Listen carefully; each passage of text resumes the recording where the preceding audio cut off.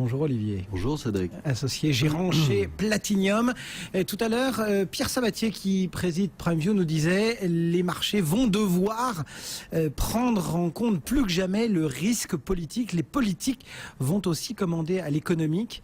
Quel est votre sentiment finalement face à cela? Est-ce que ce risque politique, il faut aussi le prendre en compte, l'assimiler, le corréler avec nos données économiques, macro et micro d'ailleurs? Les politiques décident de la macro, ou en tout cas bénissent ceux qui en décident. Donc politique aujourd'hui, c'est assez amusant d'ailleurs parce que à peu près tous, partout dans le monde, ont choisi la même stratégie. Donc toujours la stratégie qu'ils ont mis en place en 2009, c'est-à-dire on met les choses désagréables sous le tapis et on continue la fuite en avant. C'est-à-dire qu'on imprime à tour de bras et on continue la fuite en avant. On voit ce que ça donne. Aucun problème n'est réglé. L'Espagne se rappelle cruellement à nous. Après une petite détente sur les taux d'intérêt, après l'injection par Mario Draghi de 2 fois 1 trillion, on se retrouve à la case départ, c'est-à-dire avec des taux qui se tendent en Espagne, en Italie, etc.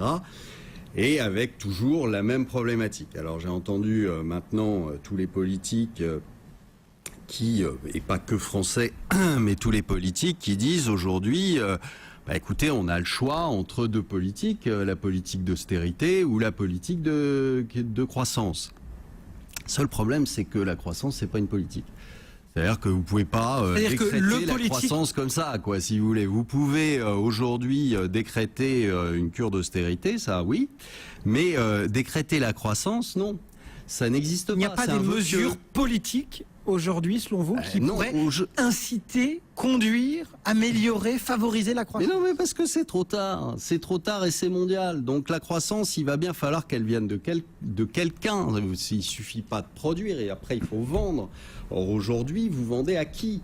Vous vendez à l'Espagne qui est en récession, comme il n'est pas possible. Vous vendez à la Grèce qui est en récession. Vous vendez à qui? À la Chine. Vendez comme les Allemands. À la Chine qui est en plein ralentissement, aux Allemands, quand même, ça reste un beau marché. Qui ralentissent aussi, et les Allemands ils consomment pas, donc vous leur vendez pas à eux.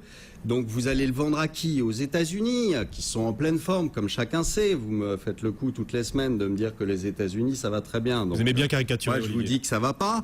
Et donc voilà. Enfin, vous avez aujourd'hui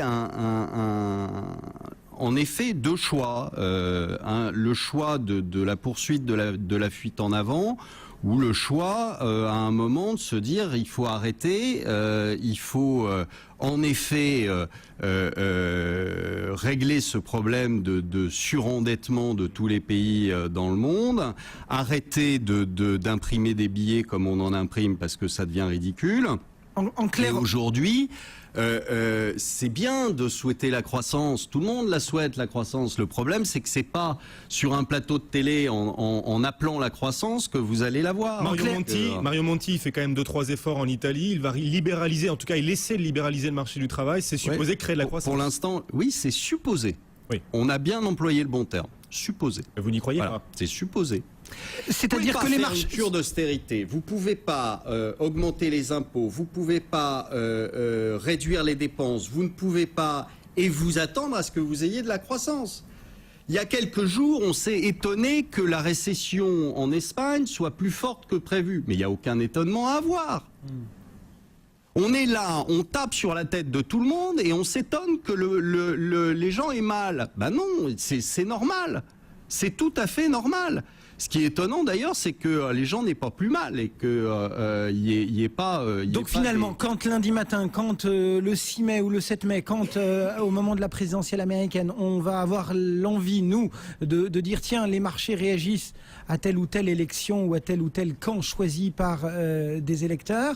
Ce sera peu importe, un plaisir de journaliste, un plaisir de commentateur? Oui, parce que je dirais c'est de toute façon l'histoire elle est pas là, c'est plié. C'est-à-dire que vous pouvez avoir n'importe quel politique élu, je parle pas que de la France, encore une fois.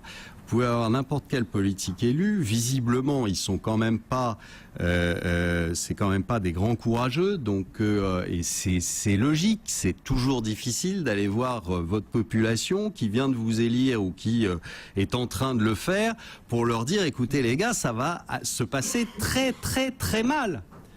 C'est pas possible, donc vous le faites pas. Donc vous choisissez toujours la même solution qui est la fuite en avant parce que c'est quand même beaucoup plus pépère et beaucoup plus tranquille. Toujours est-il que les États-Unis, par leur politique, ont réussi à relancer la croissance plus que l'Europe. Mais non, mais mais si. c'est faux.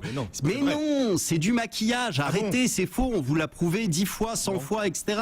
C'est faux. C'est aujourd'hui, vous vivez avec un type qui est dans le coma sous perfusion. Vous enlevez la perf, il est mort. Voilà, terminé. Parce Il que attend vous parlez de des aides de la Fed. l'extérieur Vous qu'on parlez des aides lui de la Fed. amène sans arrêt du fioul. Si vous arrêtez de faire le plein des États-Unis, à force d'émettre des billets, c'est terminé. C'est une fausse reprise. D'accord ? Et tant que l'immobilier ne repartira pas, et tant qu'ils n'auront pas une vraie baisse du chômage, ça sera une fausse reprise. Donc, n'imaginez pas que Bernanke est un génie et qu'il a fait en sorte que les États-Unis repartent. C'est faux.